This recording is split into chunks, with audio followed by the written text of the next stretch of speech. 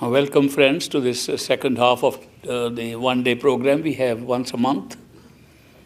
I'm happy to see all of you again. And I mentioned in the morning the importance of seeking in your heart, in your mind, if you want to find the spiritual path through a perfect living master. It is not necessary to go outside anywhere. You can sit at home and do it. It has to be done with your internal seeking, not with the desire to get some worldly gain, but with the desire to go back home. Only if you feel that time has come for you to go back home. If you don't feel like it, then don't even try it. Just have a good time. But I want to tell you one thing. If you are a seeker and want to go back home and seek within your heart, even the remaining part of your life will undergo a change, and you will find that you can make heaven upon this earth also. That's a very big change. You can make that change of converting this physical life with pain and pleasure and all the problems, all the disappointments, all the difficulties. You can make it into a heavenly place by seeking within and looking out as if you are watching a show. It is a show. It is a show that you are experiencing through your sense perceptions. Even today, scientists have realized that what they thought was absolute reality, physical reality, is only known to them or anybody else because of our perception. Whether you use a telescope or a microscope or see with these eyes, if you don't see in any way, you don't see, there's nothing existing. So what you see is what exists. When you can see more exists. That's how we have been discovering this world. So they are also accepting. It's our perception that is creating our reality. If you have one moment to look into the inner reality, how does this outer reality work? By going within and looking at how it operates. And then look out, you'll see you're projecting a show. It is like watching a movie. When you go and watch a movie in a theater, your eyes are fixed on the screen. Everything is happening there. You are very affected by it. You laugh, you cry. Bad things happen, good things happen. On the screen, you don't leave your seat. You don't leave your chair to go and interfere in what is happening in the movie. Because you know it's a movie. Simple awareness that it's a movie makes you enjoy the good and the bad equally. It's just a movie. You identify with many characters. That is why you cry. That's why you laugh. But you know it's a movie, and knowing it's a movie helps you to not get involved with it, not get into a fight with it, not get into an interference with it. This is a movie. But we don't sit on our chairs, we run to the screen. We interfere, we get involved. Which is that chair from which we can see it as a movie? That chair we know in the theater, we buy a ticket and we go sit in our chair. Which is the chair that will make this life of ours a movie? That chair is right behind your eyes at what is called the third eye center. If you can practice only that much meditation, no more. Just the ability to close your eyes and see that you are not the body, you are sitting inside the body, in the head, on a nice chair. If you can do that much, you open your eyes and see from there. Don't see from the body, see from there. This will be a movie. As simple as that. When the world becomes a movie, you interfere in it, totally your life changes. There is one difference in this movie and the movie you see in the theater. In the theater, the actors who are taking part in the movie and which you see on the screen, those actors are separate from you. You are not one of the actors. In this movie, this body of yours is also one of the actors. And that's the difference. There you sit in a theater. Here you sit in one of the characters of the movie. This body of yours is also one of the characters in the movie that is happening outside. So you can't say that the rest is movie and I am not. You are also part of the movie. But the one sitting inside is not part of the movie.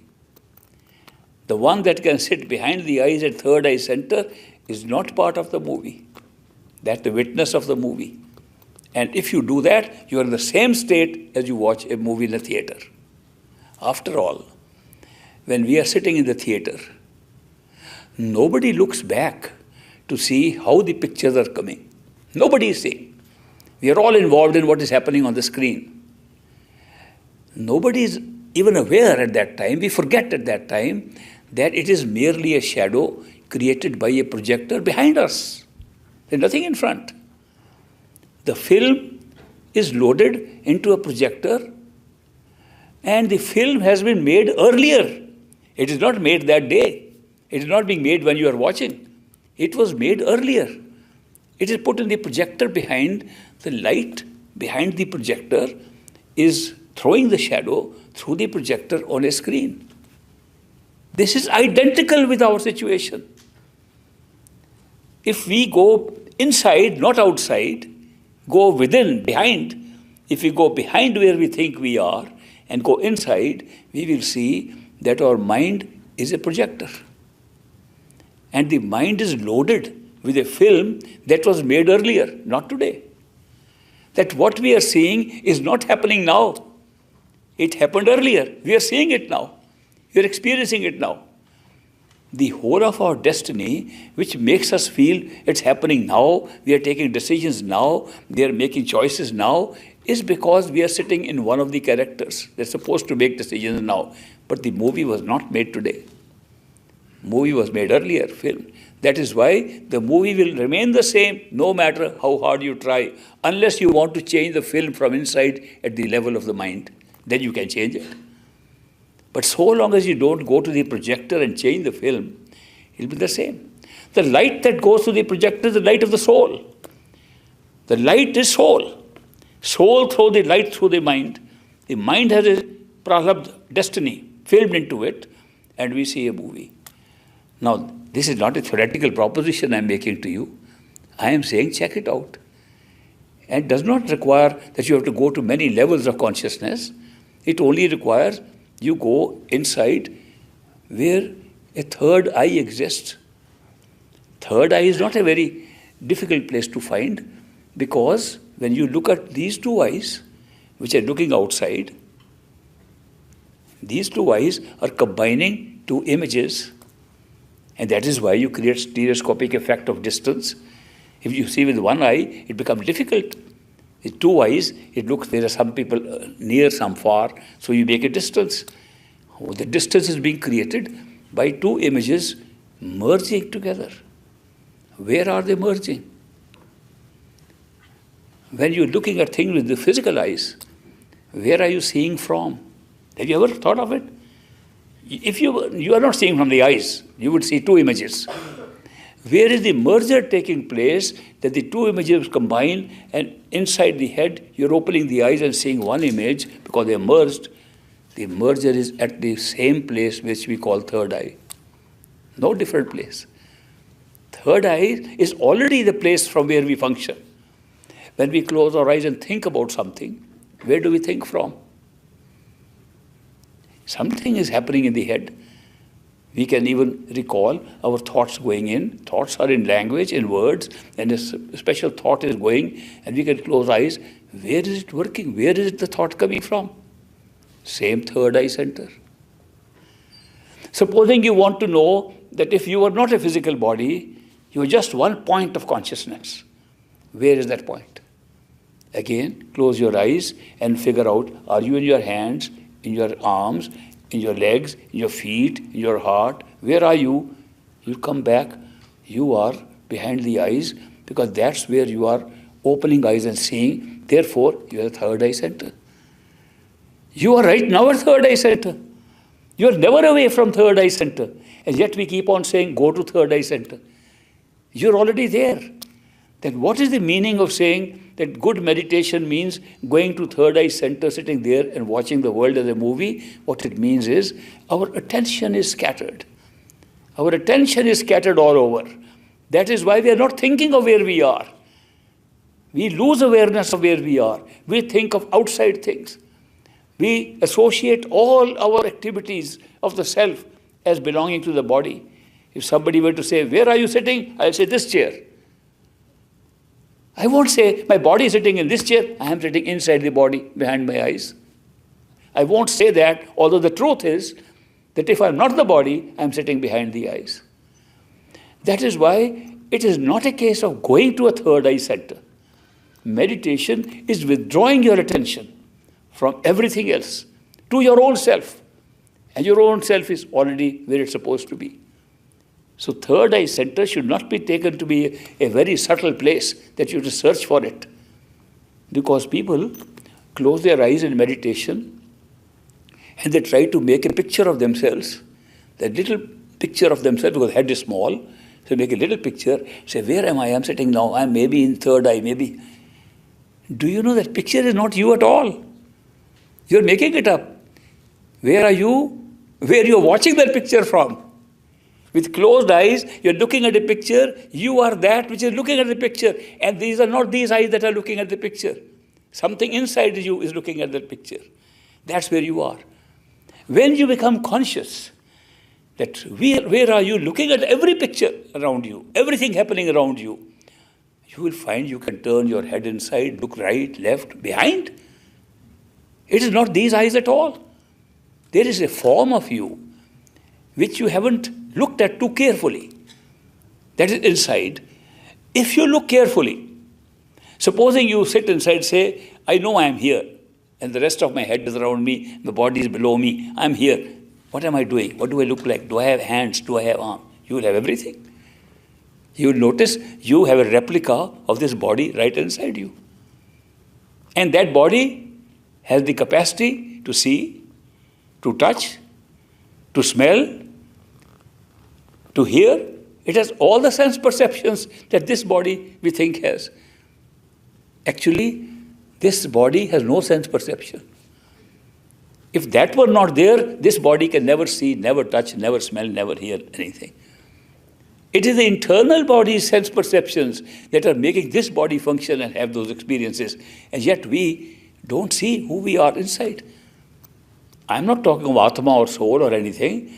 I am talking of the very first step of discovering that there is a part of us, a more real part of us, that is making this body alive.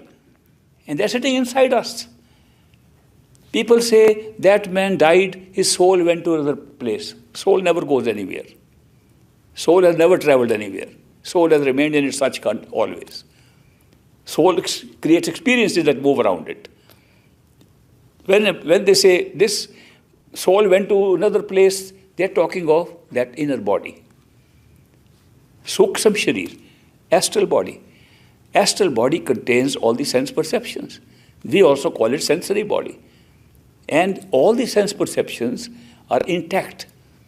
You will see in the meditation sessions that I hold that we do exercises where you can, with the inner body, have all the experiences and much more. For example, you can fly with that body. It has no gravity. It is a very, very body that you can just feel anytime when you know you are not this physical body, but you are inside. Now, why am I pointing this out is that if you want to do quality meditation with love and devotion, it should be done with that body. That's why I'm saying. You want to make a head start into getting inner experiences, it should start from that body, not from this one. So long as you think this is the body in which you are meditating, you will be held up for a very long time. To withdraw attention from this body is very difficult, but if you start from there, it's easier. I'm just giving a tip, practical tip for those who do actual meditation and want to have inner visions and inner experiences, that's how you can do it. Otherwise, it becomes a sort of blind faith that one day we will get something. We have got Namdan, we got initiation from a guru, we will get something one day. No verification. Almost we convert such a beautiful opportunity into blind faith. It's a good thing to verify from time to time. Is there any truth in these things? Is it somebody's story that they have written? That there are different levels of experiences? Or are they accessible to us while we are here as human beings? They're all accessible to us as human beings. Only a question of practice. The practice makes us perfect. And practice with that kind of thing which pulls us in. Not merely practice where we have to push all the time. Our meditation is pushing. Nothing pulls. But when we start with that body and with love and devotion, we are pulled from inside. There are two factors that pull us inside. One is when you meditate with love and devotion and you have a living guru, a living friend with higher awareness in your physical external life. And he is giving you unconditional love which you can recall and experience inside. When you do meditation, that's a big pull. You can try it out. The other pull is a pull from the self. A pull from your own self. Because we don't know what the self is. The self emanates a kind of a radiance, emanates something which is like a sound. When we hear about the word that was with God, a word made everything, and we call a guru word made flesh, when we say that the Shabad is creating everything, that Shabd is dharti, Shabd akash, Shabd is Shabad maya prakash, the Shabad came out of Shabad. Where is that Shabad? We are not talking of a song, we are not talking of kirtan outside, we are talking of an inner Shabad. Where is that?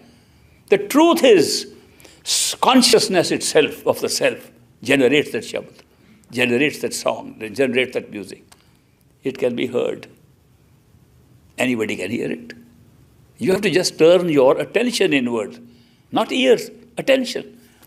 Put your attention inside, you will see your own self is ringing inside and can be heard. It changes because it is not a sound. It becomes a sound when you are in physical body. That is why they use the word Shabad, Bani, word, Isme Rahi, all kinds of words have been used in every religion. They're all representing the same thing. That there is something coming out of our own self, our own consciousness, which in the physical plane can be heard by us. That is why they use these words, because it's audible, it can be heard. Here at least it can be heard. Later on it becomes even more powerful, it's beyond hearing. But it still is the same power of the self, of consciousness of the soul. This resonance can be heard if you can put your attention sufficiently inside. You can watch the show outside earlier, but to put the attention enough to hear that sound that comes from yourself, not a sound that is coming from the body, sound from the bloodstream, sound from the breathing, sound from the heartbeat, not that sound. These are internal bodily, physical sounds. But when you hear the sound of your own consciousness, it has a pull. Very good pull. It sweeps you off your feet. It is the fastest way to see your inner self by vacating the consciousness of the body. These are two things that pull us inside. If you practice meditation like that, the quality of meditation improves. And you can personally verify all the statements that have been made in all the scriptures. You can verify what they meant. You can verify why they were said like this. You can verify what the structure in them means. Otherwise, our mind is constantly interpreting and giving different interpretations all the time. Mind can't have that experience. Mind can write about it, can read about it, can describe it in some way, to some extent. Experience is something different. They say that the inner experience is like a dumb guy eating a candy. And you say, how was the candy? He says, because he's dumb. We are like that. Inner experience is not so easy to explain. Because it sweeps you off, makes you see the world entirely differently. Here we are thinking that the world around us is real, has been there for a long time. We were born and we are now small part. After some years, 100 years or 90 years or some time, we will go away. And the world will still be here. That's what we believe. We all believe that because we believe in the reality of this world. When you find from inside that the world is being created by you, it does not exist. When you die, it withdraws and finishes. When you come, it again regenerates itself. Then it's a show being projected from inside. How will you explain anything to anybody? Nobody will understand you. If you try to explain too much, they will lock you up in the madhouse, in the nut house. That is why even these masters, with all the knowledge and enlightenment, they have told us in the form of stories. They make little stories so we can understand it. But they say the proof of the pudding lies in the eating. Go within and find out and check out. This is a very practical path. Don't convert even a pure spiritual path into another religion. We have done it again and again throughout history. Let's not do it again and take full advantage of a practical method of discovering who we are, where we belong, where we should be, what this whole show is about. It's very easy to do it. First step is to seek inside. Let the friend appear in your life who will hold your hand and with his unconditional love convince you who he is. Then practice and find the same friend inside. And before that, have other experiences more joyful than outer experiences, and the whole world will become a movie. This is the spiritual path. Spiritual path is not a blind belief, one day good things will happen, I have faith in this thing. That is blind faith. But to be able to check all these things with personal experience, that's the spiritual path. So I hope you will make this teaching or a particular spiritual path or a journey into a practical one and your practical experience into it. I would like to take up a few questions if they have been asked. I will read the question again. When a soul is going to be reborn in a human body, who or what draws one's senchit pool of karma to formulate the prarabdha karma of the next lifetime? Does the individual soul participate or have a say in this? Soul has no karma. Never had. Never will. Soul is not bound by karma. When soul, for the sake of experience, takes on a mind, the mind creates karma. The mind creates time and space.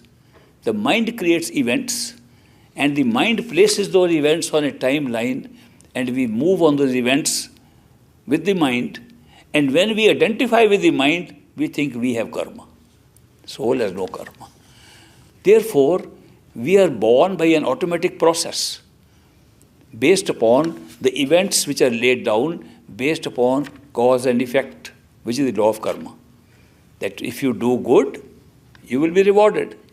If you do bad, you are punished. And who decides whether it's good or bad? Your own mind. The mind with its conscience sits inside to decide which is good, which is bad. Who decides what is good or bad?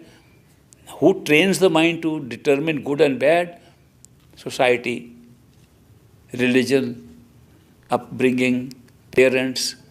Wherever the soul, mind, and sense is complex, has taken birth. That is what determines. What determines where you will take birth? A previous life or a series of previous lives. When it is series of previous lives, we call those accumulated karma sanchit karma, reserve karma. So we pull out from the reserve karma and bring out a prarabdha and come here. And in prarabdha, we go through the process of making choices, and then that creates the next lives. And this becomes karman karma. Some of it can be accommodated in a future life, some cannot be. It goes again into sanchit. Sanchit is a very huge reserve of karma. Question is, if soul has no karma, and only came to have this experience without karma, where did it get the first karma to start with? Where did the soul, as a person, as a being that made a choice, where did that happen?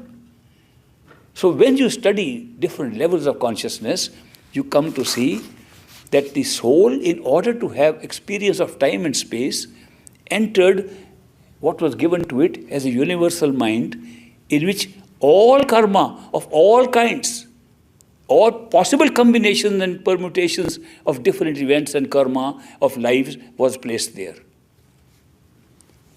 The soul had an opportunity to make a choice. It went through the choice and looked at, I am going to have a new experience. I am going to have a new ride in an amusement park. Should I go on the roundabouts or should I go on the Ferris wheel? I have a choice. Soul made a choice after seeing the lives that are available to go in. Soul picked up one life of a human being. But that life could not exist without previous karma. So the life, when it was picked up, had previous karma. Not that the soul had lived through it. It was part of the causation of that particular one life. Soul came on one life and simultaneously had all number of previous lives. Why? Because that life can't be made up without karma. So the purpose of karma was to create one life, but it had to be justified by previous lives which the soul never had experience of. But once it got into one life, the pralabdha created by the previous life, which was not lived even, but was a shadow life, created this one life. Then in this one life, the soul, participating with the mind, began to make choices which led to the next life. Can we see all this? Is it possible to see all this? Of course it is. By reversing the process of coming back to see these experiences, we withdraw within ourselves, raise our consciousness to the level of what we call the causal plane or trikuti, where this choice was made. And you can there see how the choice was made by yourself and how you chose one piece and the rest of it was part of it. Not only the past lives, even future lives were part of it. Because the choices you were going to make were also fixed at that point. So it was a show where you went to see, where the whole film was completely loaded, and you just picked up one DVD out of a series and decided to play it. This life we are leading is play of that one DVD. Why did we pick up a DVD that is so poor? Sometimes we are born poor, born sick, and had so much trouble in this life. How could we be so unintelligent, stupid to say, to pick up this kind of a life? The reason was simple. First of all, we knew it's not real. It's just a show. Second was that we saw that one life we go into will lead to many other lives, and in one of those lives we already made arrangements that we'll find the means to go back to our true home. We loved that. We said, what a wonderful life we have picked up, that although we go through all these experiences of up and down, but one day we'll be able to go back. This was seen by us when we picked up the first DVD. The DVD was not one life. It was in infinite past lives, infinite future lives. We jumped into the middle in one life, and we go out of the middle when all the other lives are still sitting here. So that is why, who chose this? The question is, who draws the Sinchit pool to make our life? We draw it ourselves. We have drawn it in advance. We don't draw it now. We have drawn in advance. But what is the mechanism of doing it while we are here? That is what we did originally and set up all our destinies in advance. But when we are here and we say our karma is leading to this thing, our actions now are leading to this thing. So we have become local people, local citizens, and now we follow local law that we should be doing good, that we get good results, we should be doing bad, we'll be punished. This law we are operating now here. But when we die, then who determines that we will be taking this pralabdha next time and rest will go into Sinchit? We arranged an outside agency. an outside agency, and put one of the souls with the karma of that soul to be that agent who should be doing this. In Indian literature, they call him Dharmaraj, angel of death. That when you die, that we appear before an angel, appear before an entity that makes us look at our life. At death, very quickly we see the whole life backwards. That means we see just what happened before we die, all the way till our birth, and everything shines up. And the angel of death says, this is your karma, this is what you have to do, but I can pick up these elements from 3rd previous life, 10th previous life, 100th previous life. That's what happens. So we have ourselves placed our experience in the superintendence of an angel of death. And that's how the system is operating.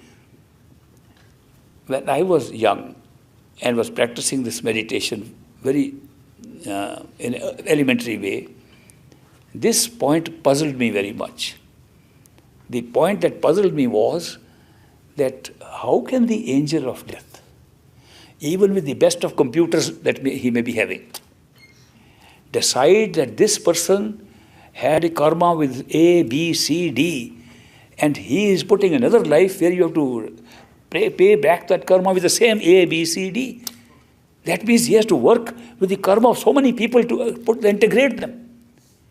How is it possible? We meet thousands of people in our life. Is that guy who's sitting to determine our next pralabdha, he's sitting with a computer and is finding out the life of the thousands of people, so we interact and we meet again? It was a big puzzle for me. Much later I realized that these people are made up by us. And we make up the same people again to pay off the karma. They are not even involved. They have their own set of experiences. That these are unique experiences. Now that's very difficult to understand unless you really see the process by which these experiences are created from within. So long as they look like they're outside, it's very difficult to explain how we interact and integrate these different experiences with different people to create a new karma. But once it is done, we have our next life. The rest goes into Sinchit. It's a normal pattern. We have been going through this over and over again. And this itself can be verified. If you go to the causal stage in meditation, second stage in meditation, you can see all the past lives which you have actually lived and the past lives that were notional and created those lives which you never lived. You can also see the future lives that you never lived and never will live because you will go out. This is just a pattern here and it's verifiable through meditation inside. These are all possible sources of our total awareness, total knowledge, sitting inside. No outside help, no regression. Don't have to go to somebody else for past life regression. They can make stories and convince you. But when you go inside, you actually see your own past, your own future. Everything can be seen inside. Then you realize how the show is all set up. What happens when one is initiated by a perfect living master, a Satguru? He is operating from beyond the mind. He is operating from beyond this system of karma. When he says, I am your friend, we will go together to our true home, to Sachkhand, he bypasses the system. So when an initiate, a friend, accepted friend of a perfect living master dies, neither the angels of death come, nor the Dharmaraj comes, nor do you appear before anybody, your own master appears. And he places you which is most appropriate for your journey back home. Not for just perpetuating the law of karma. So what does he do? How does he manage this? When he accepts you and says, I accept you, I initiate you, and the perfect living master says that, he burns and destroys the entire Sanchit karma right there and then. There is no possibility to pick up elements from any other life of the past except the life you are living now. So if he feels that you need to do more of the exercise because you are going on a spiritual journey, spiritual path as you have believed in. So if he feels you have to be here again, he follows the same law of karma and says, all right, you can have one more life and finish your work. That life will always be better than this one because it's only based upon the karma of one life. No previous life is involved. It will always be better. They can't pick up anything from elsewhere. Normally, he won't do that. If you follow the simple instructions to the best of your ability, of your master, of your Sadguru, if you follow the simple instructions, you will never be born again. You will go, if any karma has to be paid off of this life that you created, it will be paid off in the next higher stage. It can be paid off. Karma is created only in wakeful human life. It can't be created anywhere else. Animals don't create it. Trees and plants don't create it. Insects don't create it. Birds don't create it. Angels don't create it. Only human beings who think they have a choice to make, create it with that experience of free will, free choice making. Out of 8.4 species recorded in our old scriptures, 84 lakh, 8.4 million. Only one species out of that creates karma and all the rest pay off. We can create so much karma in one life that we can take thousands of lives to pay off. How is that? That is because karma is not created by action. Karma is created by intention to act. When you intend to act something in your head, karma is created. When you act upon it, more karma is created. So therefore, since our mind is constantly making plans, do this, do that, do this, I want to kill that person, you don't kill him, but you created karma. Karma is very quickly created by us and our mind, and that is why we create so much and we create a reservoir of the Sinchit karma. But once you are initiated by a perfect living master, you don't have to go through that. He appears and he only puts you if you are not able to follow his instructions in that particular life. If you totally ignore and go away, only then you may have to come again in another life. If you go against him, if you kill your master, you may have to come third, fourth life. It's not that every time you have to come so many times. If you follow instructions to the best of your ability, they may not be perfect. None of us are perfect. To the best of our ability, if we do it, we don't come back again. So that is why this automatic mechanism of making of karma was designed by us, working automatically. Is it true that if my first guru has not manifested inside me before leaving his body, then I am not fully initiated and must seek another master? That is not true. When the master, perfect living master, initiates us, he places himself inside us immediately. It's not that when you manifest that he is there. You manifest and experience him. But he is there for day one. You can have a feeling he is there because we are not used to withdrawing our attention. That's why we don't see him. But we can feel, we can talk, we can have conversation. And he, at the time of initiation, also gives us instructions how to avoid the mind pretending to be the master. Otherwise, the mind can keep on speaking and saying, I am master, you can't see me, but I am hiding, I am the master. But at the time of initiation, the perfect living master gives us a method. These are methodologies generally employed by masters, that they give you a means to check if it is your mind pretending, if it is the real master. If your mind pretends to become the master in your meditation, and you use that method of checking, which is normally a small mantra or something, you check that, the image disappears immediately. It cannot sustain. The perfect living master in his physical body is ordinary person. But when you meditate, you will notice that his eyes and his forehead represent something different because they cannot be sustained or made up by the mind, even if you try. So when you see them and check with the method he is told, the master is there. So the manifestation of the inner form of the master or the radiant form of the master may take time. But the master is there from day one and the initiation is always complete. If it doesn't happen, if you haven't manifested in the entire life, he may give you another life. If he gives you another life, then of course, in the physical body, the master is dead, you are also dead, and new master will come in your life.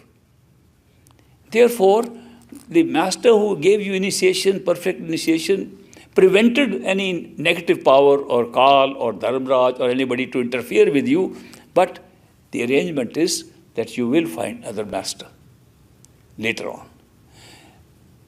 Similarly, if in the same life, it happens that you have not made progress in one master and you are pulled by another master, you may take on another surrender because you could not see the first master, you could not have contact with him the way you wanted. Second, you can have. This also happens. Sometimes it happens that the master who initiates you is not a perfect master. And he is at a different category. He is a master. He takes you within, but he takes you a different level. All the heavens that we know of are only in the astral plane.